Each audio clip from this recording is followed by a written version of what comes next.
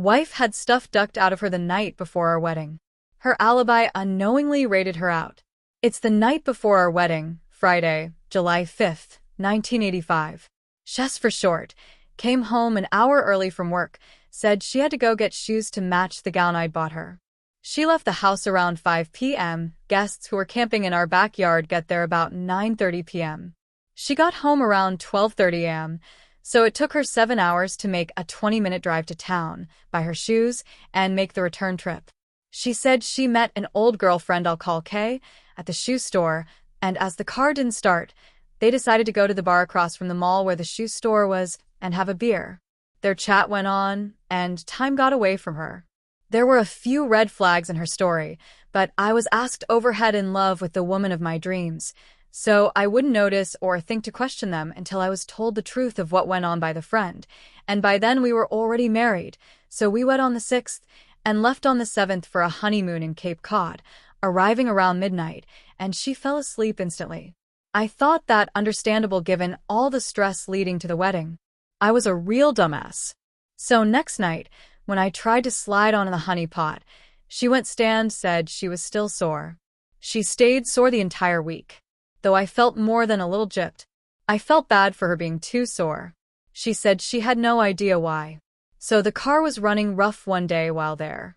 I bought points, plugs, condenser, and plug wires, all I could do while on the road, but it didn't help, as had been the case when it acted up before. After it sat for about 30 minutes, it ran fine the rest of our time there, and all the way home. We got home Sunday the 14th. On Monday morning, the car wouldn't start, so I set about effecting a successful car repair. So on Tuesday 16/85, the car started just fine, and she went to work around 3 p.m. That day. I was home as in August. I'd begin my junior year in college as a returning adult. I was 33. The house phone rang. There were no cell phones yet. When I answered, it was the dear friend Ka, with whom the new wife had her chance encounter at the shoe store. She spoke like she thought the wedding had been on the 13th rather than the 6th, and she was so glad she had gotten me because she was so sorry she'd had to miss our wedding, and she felt horrible about it because she hadn't seen us for way too long, and she so wanted to meet me. Could we come to visit her and her husband in Rochester? I said I'd have us called her when she got home later, and the two of them could make that plan. No crap. I was totally devastated. The friend was obviously never told of her status as an alibi. I said nothing when S got home, but that Kay had called. Oh, what did she want? I said, just to apologize for missing the wedding and to invite us to visit. It's just 2 hours after I'd spoken to Kay, who'd inadvertently told me she had no idea she'd been used as an alibi. I was devastated by that call, but was keeping silent on that aspect of it. Over the next couple of weeks, I worked diligently in my head to assess the situation and determine a response.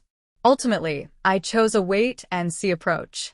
In hindsight, that was the wrong thing to do, but she still said the things I longed to hear at night, and having escaped 4 years earlier from a very apt-up cheating wife, I knew the normal signs of cheating and chose to let it be, and to just be observant. As heck, other than a few instances that could easily have been misunderstood, I saw nothing to make me think cheating was going on. 16 months later, our first son was born. It wasn't until the boy began to really develop physically that I began to wonder about who his father really was, as he resembled no one in either my family or the wife's family. I've never let that wonderment disturb our relationship, the boys in mind, as I only recently decided it was a necessary consideration for me.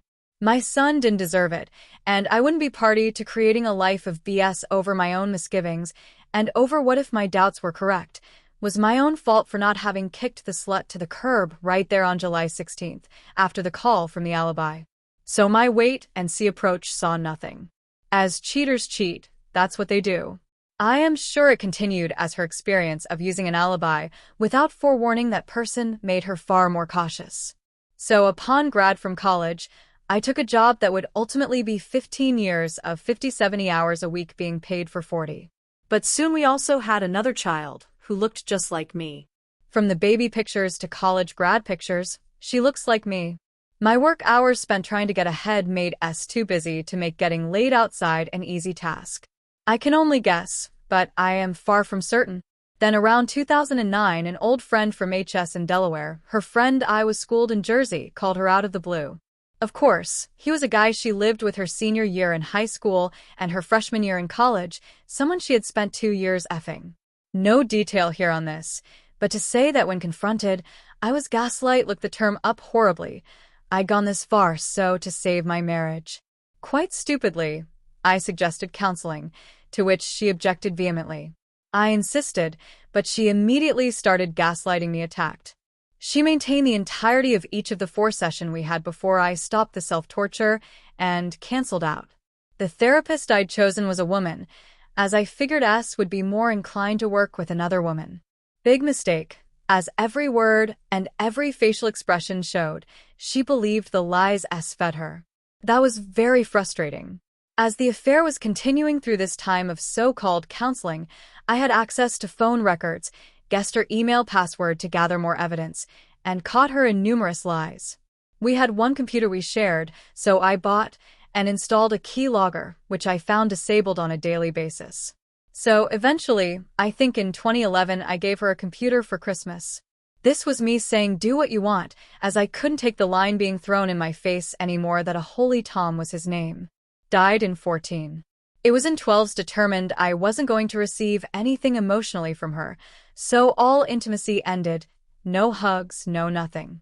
Turns out, she cut me off after he was diagnosed with cancer, and while I was still watching her closely. So he's no threat, though it must be his wonderful cuddle memory that in some level of hatred for me over my having become an impediment to whatever plans they had made, and now she'd never get to FFUSEK the effing a holy again.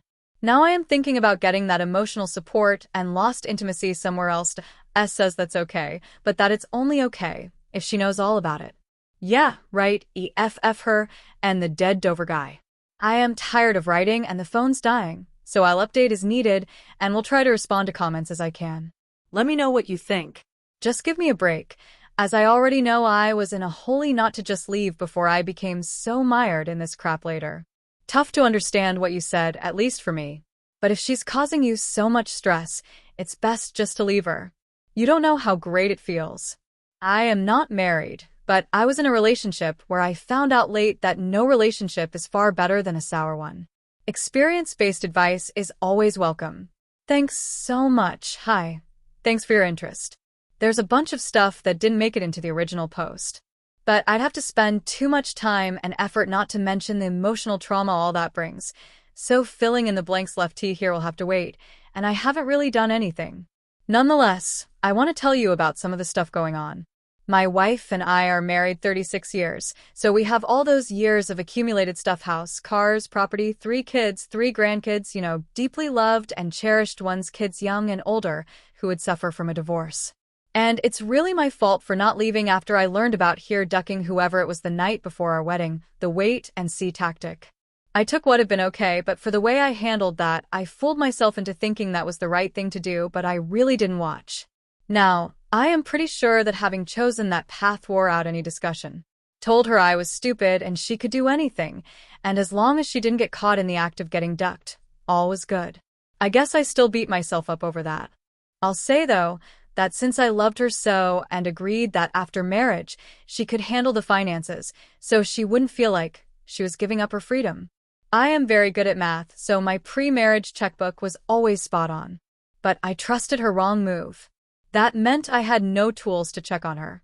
Honestly, I guess I didn't want to be checking up on her, but that meant I had no idea if she was spending money on someone else. Neither did I know if she was taking time off work without telling me. I had put that royal ducking. I know she got that night out of mind and fell back on the love and trust one had before I learned the truth. That closed my mind off to any idea of checking up on her. So we married in July '85, and my son was born '86. As I stated, he didn't resemble anyone in either family, but I didn't even jump on that. I should have demanded a paternity test, but I failed there too. I buried that pain so deeply that it remained buried until she started the second affair that ripped open the scab I formed over that hurt. So both affairs sucker punched me at once. It was just horrible. But still I didn't notice that the bleeding I was doing was actually in part due to the fact that the first ducking she got was never discussed. It wasn't until my mom died July 31st, 2020, that in my subsequent soul-searching uncovered this fact. I hadn't realized my feelings about this later affair and the hatred that sprang from it were made so much worse by the fist-illicit duck job. I certainly should have, but what can I say? I was a prize dumbass. So here I am, way too much hassle to divorce, and I have about 20 guitars and all the accoutrements and a small area in the basement I commandeered for my wood shop where I build solid-body electrics. The shop is full of tools, many specialty tools for guitar building. She would duck me out of both the guitars and the tools, and my wood a requirement for building stuff out of that material. So no matter what, I probably wouldn't seek divorce. She might, according to how things go, but I wouldn't right now with my boy's birthright questionable in my mind. My thinking is this, as the boy still doesn't look anything like anyone in either family. At 30-something, I am contemplating getting the kids each an Ancestry DNA kit for Christmas. I won't tell the wife about it until they arrive at the house. She's always been able to look like nothing's going on when she's stressed, so she may just blow it off for all appearances and hope he's really my son. Or she may argue about it or diss the idea somehow, as maybe she knows he's someone else's child and knows the jig is soon to be up, but I don't know, and I hope he is my boy, as there is nothing I don't love about him. But I feel I have the right to know, so I am fairly certain I'll make those purchases. If not for her shenanigans, I wouldn't be in the horrible place I find myself all these years down the road. Yeah, Mom died, and I went inside to deal with that grief and resurrected the real grief I'd buried there. So no, I really don't have an update, but it is always on my mind. My current tact is to not respond to any of her crap from the place of hatred, as I had been in nearly every negative interaction since the second duck tore open the box. Instead of a WTF are you talking about? I catch myself and lighten up, hoping to just create a stress-free life and he as I can, while pondering just what I could do.